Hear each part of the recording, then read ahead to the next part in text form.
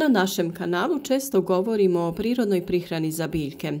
Danas govorimo o jednom hranjivu koje je mnogima dostupno, a u vrtu radi odličan posao. Naime, ovčji brabonjci ili peletirani izmet ovaca su izuzetno vrijedno organsko gnojivo i pravo bogatstvo za svako tlo. Iako se često zanemaruju, oni sadrže optimalan omjer hranjivih tvari i prirodno obogaćuju zemlju humusom, čineći je rahlom, plodnom i aktivnom mikrobiološki. U nastavku videa donosimo vam detaljno objašnjenje kako ih najbolje iskoristiti. Prvo ćemo reći sastav i prednosti ovčjih brabonjaka. Oni su koncentrirano gnojivo koje sadrži dušik koji potiče rast lišća i zelene mase, fosfor koji jača korijen i pomaže formiranju plodova, te kalij koji povećava otpornost biljaka na mraz i bolesti, te kalcij, magnezij i druge mikroelemente.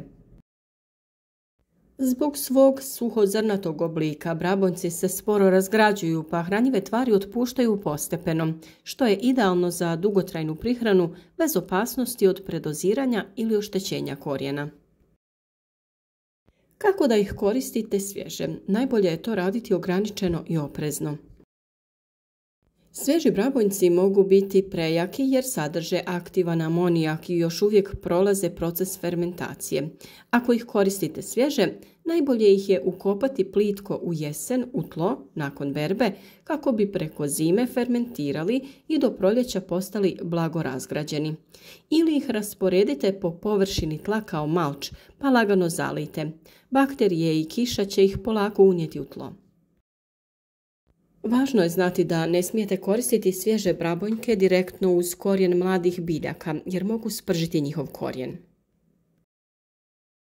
Druga, po meni bolja solucija je priprema tekućeg gnojiva. Ovo je zaista najpopularniji i najbrži način da iskoristite sve vrijednosti ovčjeg gnojiva. Potrebno je da u jednu kantu stavite 1 kg suhog ovčjeg gnojiva i u to dodate 10 litara vode, ako imate dostupnu kišnicu bilo bi najbolje. Pokrijte poklopcem, ali nemojte zatvarati potpuno jer treba da diše. Da ostavite to da stoji 5 do 7 dana uz povremeno miješanje. Nakon tog perioda procijedite i razrijedite jedan dio te tekućine i dodatnih 10 dijelova vode. Koristi se tako što se ovom otopinom zalijeva biljke svake 2 do 3 sedmice tokom vegetacije. To djeluje kao blaga, ali dugotrajna prirodna prihrana koja potiče rast i jača otpornost biljaka. Upravo iz tih razloga ovo je hranjivo idealno za period zimskog uzgoja biljaka. One će biti jake i otporne, rasti unatoč hladnoći i drugim zimskim uslovima. Naravno, i tokom proljetno-ljetnog uzgoja ovo hranjivo će odlično opskrbiti biljke sa svim potrebnim nutrijentima. Treća opcija je korištenje u kompostu. Ovčji brabonjci su izvrstan aktivator komposta jer ubrzavaju razgradnju drugih organskih materija poput lišća, trave, ostataka hrane. Složite ih slojevito u kompostnu hrpu, tanak sloj brabonjaka pa sloj biljnog materijala i tako redom. Za 3 do 6 mjeseci dobiti ćete bogat rastresit humus koji hrani tlo i poboljšava njegovu strukturu.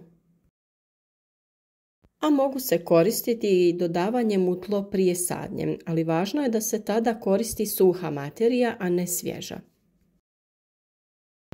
Ako planirate sadnju povrća ili cvijeća, prije sadnje umješajte suhe brabonjke u gornjih 10 do 15 cm tla.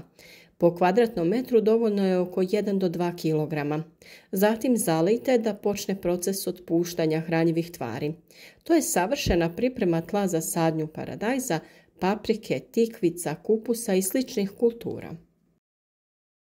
A zašto je ovo hranjivo bolje od drugih stajnjaka? Za razliku od kravljeg ili kokošijeg stajnjaka, ovčji ima manje vlage pa se lakše skladišti i nema miris. Ne sadrži sjeme korova jer prolazi kroz više fermentacijskih faza u probavi ovce. Ne zahtjeva kompostiranje ako se pravilno koristi i ima veći broj hranjiva po kilogramu. Ovči i brabonjci su jedno od najprirodnijih i najjeftinijih rješenja za obogaćivanje vrtnog tla.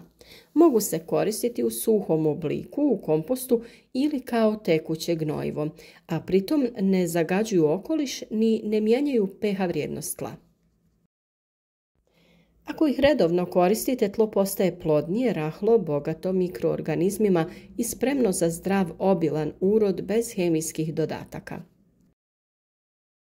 Ukoliko vam je ovaj video bio koristan, ostavite like i podijelite ga sa prijateljima na društvenim mrežama kako bi i drugi imali koristi od naših savjeta. Sve drugo što vas zanima o uzgoju voća i povrća pronađite na našem YouTube kanalu, a sva dodatna pitanja pišite nam u komentarima.